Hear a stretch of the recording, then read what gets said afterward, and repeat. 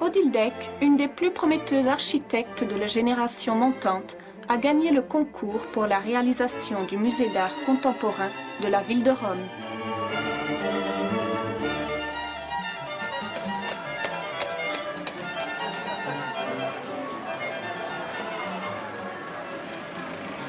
Rome, c'est une ville au bord de la mer. Donc rien que ça, c'est particulier. Parce que les capitales au bord de la mer, c'est toujours un grand plaisir. C'est une ville qui est à la fois ville, de l'urbain, très dense, très serré, et en même temps une échappée vers la mer. En gros, la mer c'est comme ça, et Rome est à, allez, 30 km de la mer. 30 km c'est rien. Il y a le Tibre, qui est le fleuve de Rome, qui arrive des Apennins, qui arrive de la montagne, qui traverse la ville, et puis qui vient se jeter dans la mer. Là, je l'ai fait presque droit, mais il est très, très, très sinueux dans Rome, et c'est ça qui fait, comme je le dis toujours, qu'on a du mal à se repérer par un système d'axes, parce que le Tibre tourne tout le temps.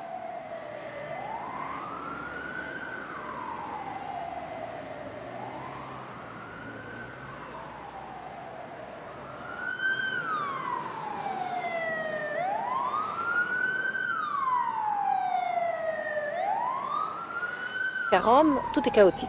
Rien n'est à la même hauteur, rien n'est est homogène. Les rues ne sont pas forcément droites, elles sont plutôt sinueuses. Il n'y a pas eu Haussmann qui est arrivé avec des grandes percées qui a tout remis au carré et à l'équerre. C'est vraiment une ville beaucoup plus chaotique. C'est vraiment ce qui qualifie la ville, c'est le mot de chaos. Là, on arrive au Tibre. Et le Tibre est un fleuve qu'on ne voit pas dans la ville parce qu'il est trop profond. C'est une eau un peu saumâtre qu'on voit dans le fond, un peu verte, et c'est trop profond pour qu'elle participe de la vie de la ville.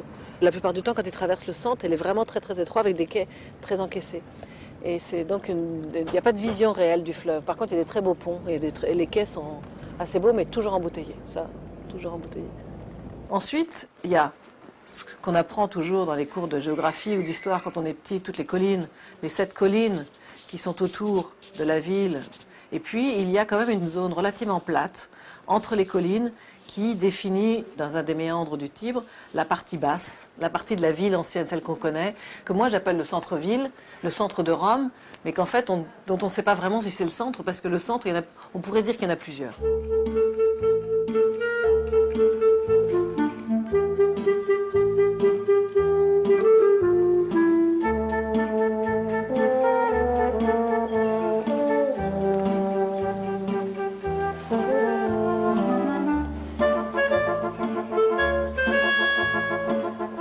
Ici, on est juste devant le Panthéon et ça s'appelle la Piazza della Rotonda à cause du bâtiment qui est rond. Parce que le Panthéon, c'est un temple romain, c'est le seul, voilà, on va parler un peu d'histoire, mais pas trop souvent parce que c'est pas mon truc, mais c'est le seul temple romain encore debout et qui soit resté.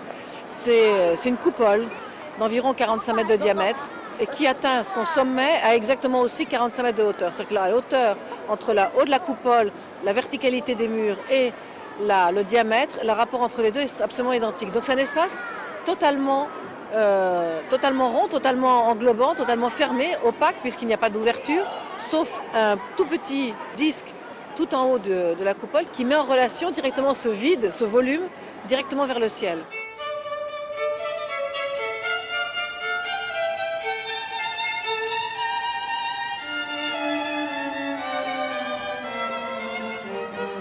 Quand on est en bas, la ville est minérale. La ville est vraiment... le verre n'est que derrière les cours, derrière plusieurs couches comme ça. Mais quand on monte, dès qu'on est au-dessus, on se rend compte qu'au-dessus, il y a une autre couche. Il y a une autre vie qui se passe parce qu'on habite les terrasses. Et d'une terrasse, on a toujours une vue merveilleuse sur un toit, sur une église, sur quelque chose. C'est incroyable, c'est toujours que des perspectives comme ça qui fuient, qui se décalent. Et c'est vraiment le caractéristique de Rome.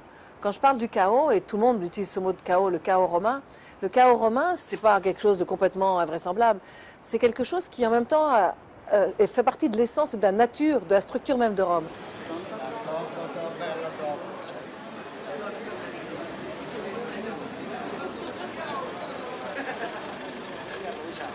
Piazza d'Espagne.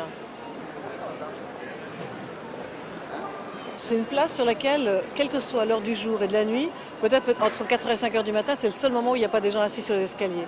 C'est incroyable, quelle que soit l'année, quel que soit le temps, quelle que soit la saison, il y a toujours des gens assis sur les marches. Et en même temps, c'est l'endroit d'où débouche le quartier avec toutes les boutiques de luxe. C'est donc une espèce de contraste entre les deux, c'est assez intéressant. Mais c'est tout. Quittons la place d'Espagne en remontant vers le nord pour trouver la place di Popolo.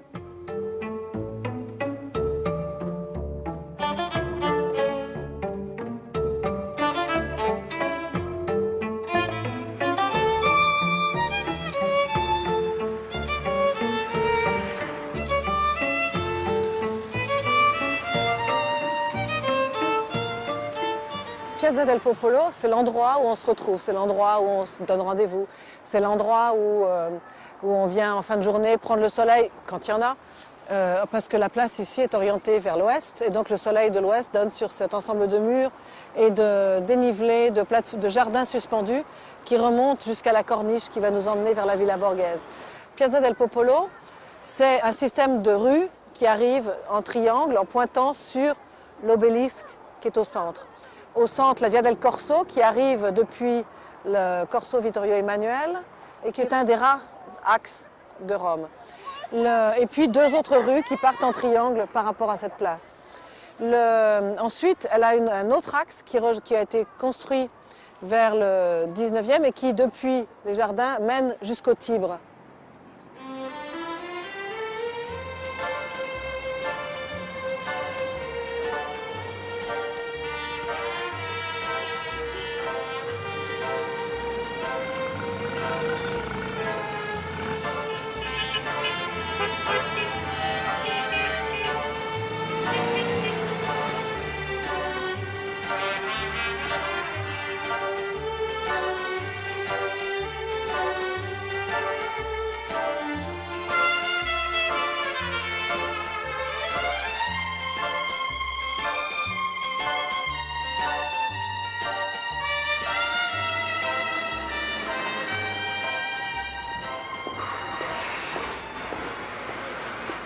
La Piazza Augustus Imperator. Pourquoi? Parce que ici, ce tumulus, c'est le mausolée d'Auguste. Et autour du mausolée, la place Auguste Empereur, qui est une place d'architecture radicale, rationaliste de la moitié du XXe siècle, mais une architecture dite fasciste. Pourquoi? Parce qu'elle est extrêmement stricte, extrêmement géométrique, extrêmement simple. Et en même temps, c'est la période, c'est le dernier moment où à Rome, on a dans la ville, dans le centre, osé intervenir et faire des choses radicalement différentes. On a osé démolir, transformer, ne pas regarder trop ce qui se passait dans le sous-sol à ce moment-là. Sur cette place, maintenant, on trouve la confrontation de trois époques. On a le tumulus, le mausolée, l'histoire, Auguste, l'empereur. On a la moitié du XXe siècle avec cette architecture dite fasciste. Et on est en train de terminer la place aujourd'hui le long du Tibre avec le Museo della Pacis. C'est le musée construit par Richard Mayer en construction aujourd'hui. Si on veut parler de l'épaisseur maintenant de la ville de Rome, parce qu'en fait l'accumulation des couches, l'histoire, etc., ça fabrique de l'épaisseur, mais de l'épaisseur physique sur une ville. C'est-à-dire que si on imagine que la ville est au bord de la mer, on a le fleuve quelque part, pas très profond, et puis on a les berges. Et puis petit à petit, là-bas, on a les collines de la ville. Allez, c'est très illustré ce que je te fais. Mais quand on construit la ville, ici, au fur et à mesure qu'on va transformer, que la ville va évoluer, on va démolir des choses. Et on va démolir des choses, on va construire de l'autre côté, et puis on va démolir. Et au démolir, on va remblayer. On va remblayer les terrains, on va recommencer, et on va reconstruire dessus. Donc petit à petit, on va fabriquer des couches et des couches qui aujourd'hui, de part et d'autre, reconstituent, donnent de l'épaisseur au sol de la ville. Et c'est pour ça que, par exemple, quand on est au bord du fleuve, si on regarde au bord du fleuve, on se rend compte que le fleuve est très encaissé, dans un lit relativement large. Et puis il y a les quais au bord, avec les voitures qui passent. Les immeubles d'aujourd'hui, ils sont là.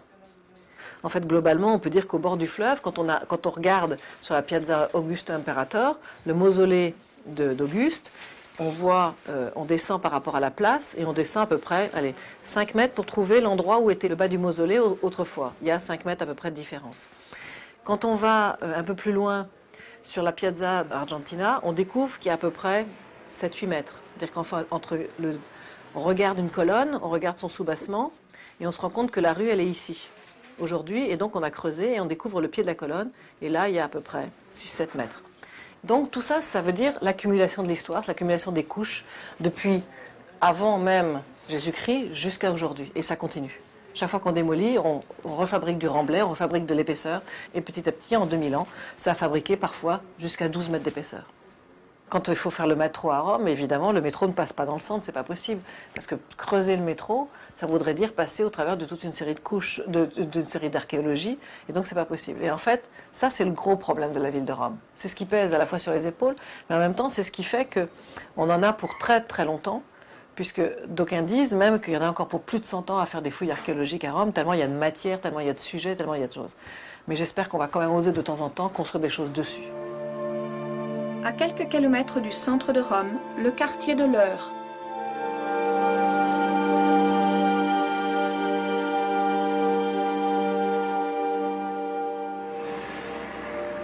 L'Eur est une sorte de ville qui a été pensée au départ à l'occasion de l'exposition universelle que l'Italie voulait faire au début des années 40. Et donc ils ont, dans les années 30, à la suite d'un certain nombre de débats, décidé d'établir un plan directeur de l'expansion de la ville pour essayer de mieux organiser le développement de la ville de Rome. Ça n'a pas pu être réalisé pour cette exposition universelle de 1942 puisqu'il y avait la guerre, mais ensuite dans les années 50, ils ont décidé de la réaliser. Donc c'est toute une organisation très particulière, c'est une grille, c'est une croix, c'est un peu la même chose que le Decumanus romain avec les deux grands axes. Donc chacun des axes qui se croisent sur un plan orthogonal aboutit à chaque fois à un monument, et le monument est représentatif d'une pensée du moment en fait sur le devenir de l'homme, sur ce qu'il fallait d'une certaine façon exacerber.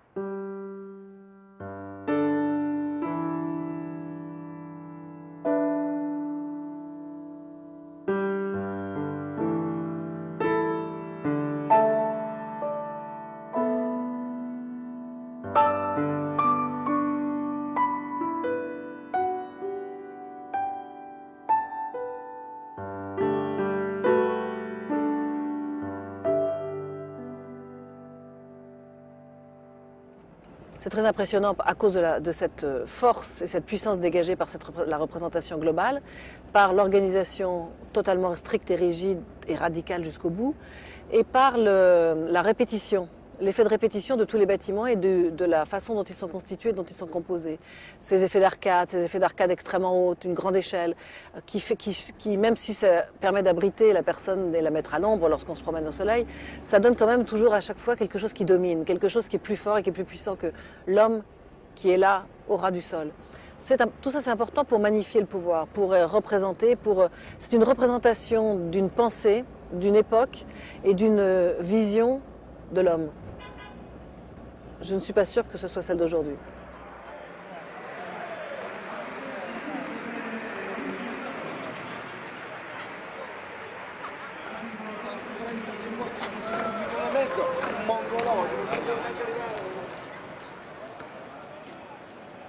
Le palais des sports de Pierluigi Nervi, construit en 1958, c'est un petit objet. Mais c'est en même temps un objet spectaculaire dans sa construction, parce que c'est une voûte en béton armé précontrainte dont toutes les structures sont reportées à l'extérieur. Ce qui fait que la totalité de la salle à l'intérieur ne contient aucune structure porteuse. Donc l'espace d'activité, l'espace d'évolution et les spectateurs sont complètement tenus l'un à l'autre à l'intérieur de l'espace.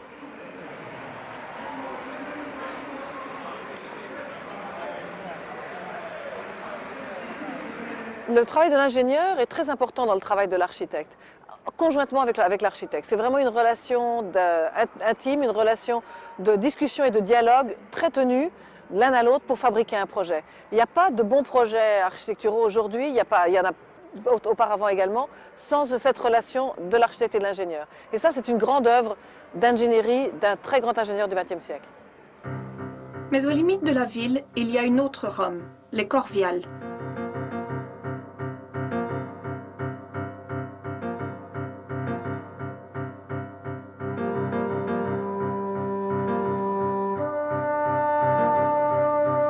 La barre du Corvialet qui fait 1 kilomètre de long, construite à l'ouest, mais vraiment en limite de la ville, au moment où la ville s'arrête et où commencent les champs et la campagne, qui héritait des projets utopiques, si on peut dire, dérivés des théories de Le Corbusier et des architectes modernistes d'avant-guerre, est un peu la référence ultime ou extrême de ce jusqu'où on peut aller pour mettre des gens ensemble. C'est un bâtiment, c'est un immeuble, mais c'est aussi une ville, puisque non seulement il y a 1200 logements le long de ce kilomètre construit, qui représente à peu près 8000 habitants, mais il y a aussi toute une partie où il était prévu des systèmes pour la vie communautaire, la vie en commun, des boutiques, des bureaux, une église, des équipements pour les enfants, des équipements sportifs, etc. Et c'est peut-être ça qui fait son défaut aujourd'hui. Pourquoi 1200 logements dans un quartier de ville, ça fonctionne, alors que 1200 logements dans une seule barre à la campagne, c'est problématique. C'est problématique à mon sens, pour plusieurs raisons. Il y a d'une part le fait que c'est rejeté à la périphérie de la ville. Il n'y a pas de rue, il n'y a pas d'espace intermédiaire, il n'y a pas de place, etc. On est soit à l'intérieur de son logement, soit dehors à la campagne. Donc c'est radical. De la même façon, c'est un bâtiment qui a accumulé tous les problèmes sociaux. Puisque c'était à la périphérie, c'était pas cher. Puisque c'était des logements sociaux, c'était pas cher. Et donc petit à petit, ça a successivement accumulé tous les problèmes. Et l'ensemble des problèmes accumulés fait qu'aujourd'hui, c'est un désastre. Et c'est un désastre parce que c'est plus entretenu, c'est plus géré, c'est problématique et c'est socialement problématique. Mais c'est important d'en parler parce que c'est quand même une utopie qui a été échafaudée par des architectes, des urbanistes et des gens qui ont cru dans cette façon de modifier, de résoudre les problèmes de la ville, de la densité urbaine, en fabriquant une autre type de densité qui est totalement radicale, totalement extrémiste et qui a, aujourd'hui, on le constate, fabriqué du problème. Alors aujourd'hui, il y a un certain nombre de gens qui se posent des questions, et la ville de Rome se pose des questions par rapport à cette barre, puisqu'elle se pose des questions de savoir quoi en faire. Une autre solution radicale consisterait à la démolir. Ça veut dire reloger environ 8000 personnes, ce qui n'est pas rien, c'est un vrai problème. Quelles que soient les actions qu'on fera dessus, elles ne pourront pas générer quelque chose de positif pour les gens qui sont là-dedans. Donc il y a un vrai problème social, il y a un problème économique, il y a un problème urbain, et c'est vraiment une épine. Et c'est une épine d'1 kilomètre de long dans la ville de Rome.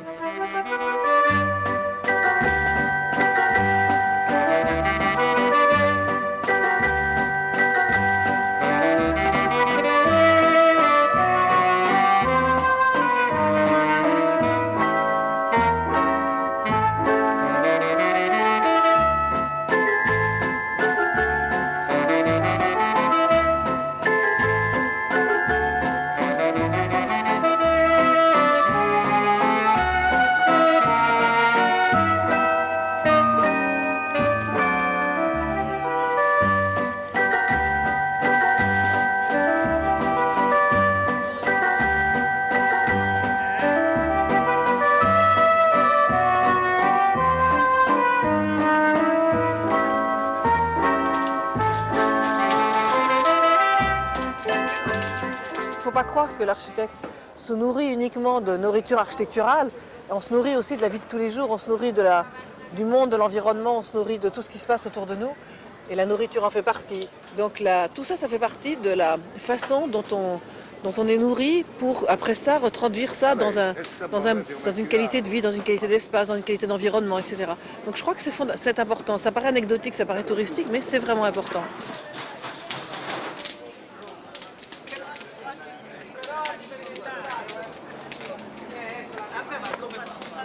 Il y a un feu derrière.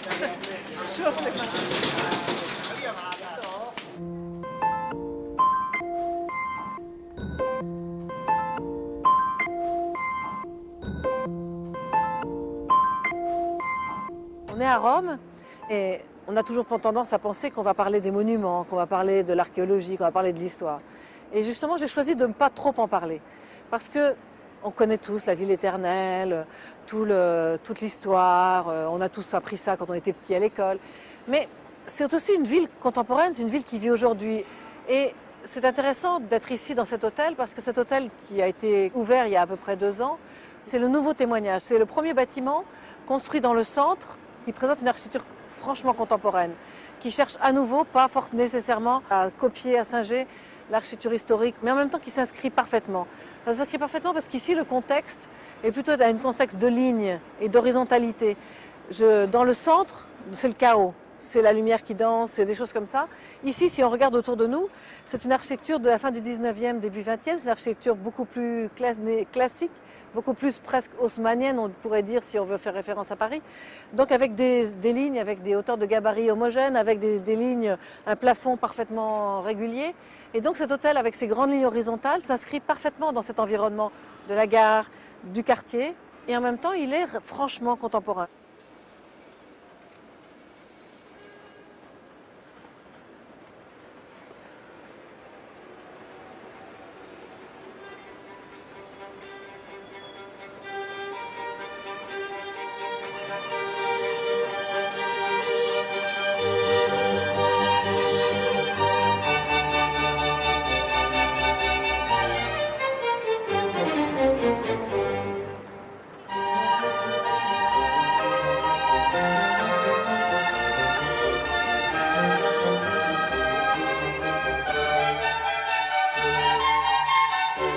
Lorsqu'on a une ville avec autant d'accumulation, autant d'épaisseur, autant de couches qui se sont accumulées, évidemment, quand on est architecte et qu'on doit construire à Rome, la première chose dont on a peur, c'est qu'allons-nous trouver dans le sol, puisque on sait que si, par malheur, au moment où on va commencer à creuser, on trouve quelque chose, on ne sait pas combien de temps ça va s'arrêter.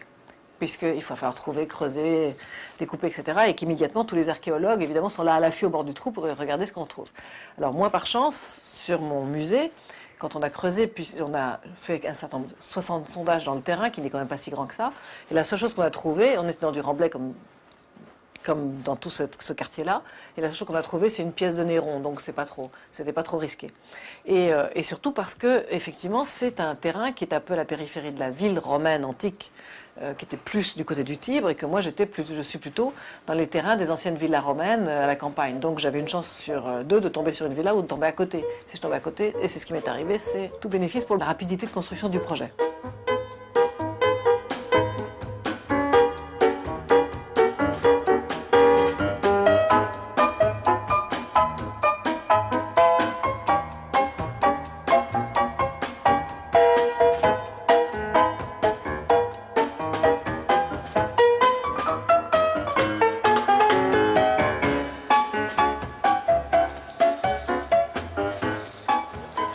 Ici, on est sur le site du futur musée d'art contemporain de la ville de Rome.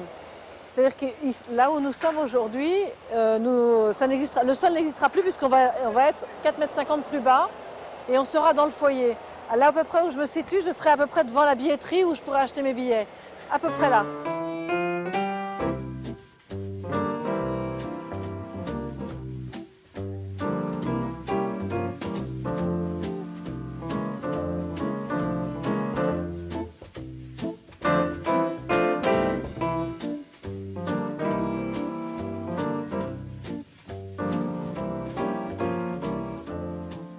Et le bâtiment qu'on voit au fond, on conserve la structure.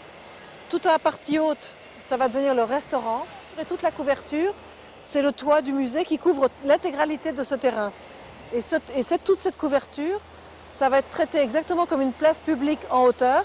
Et au milieu de la terrasse, il y a un grand volume de verre qui fait 400 m², qui est incliné, sur lequel il y a de l'eau qui va couler, c'est la fontaine. Et comme c'est un volume de verre, la fontaine va exister donc sur la place au-dessus, mais en dessous, quand on sera dans le foyer ici, on verra aussi la fontaine et l'eau couler d'en dessous. Et tout ça, ça va devenir un grand lieu d'exposition d'art contemporain.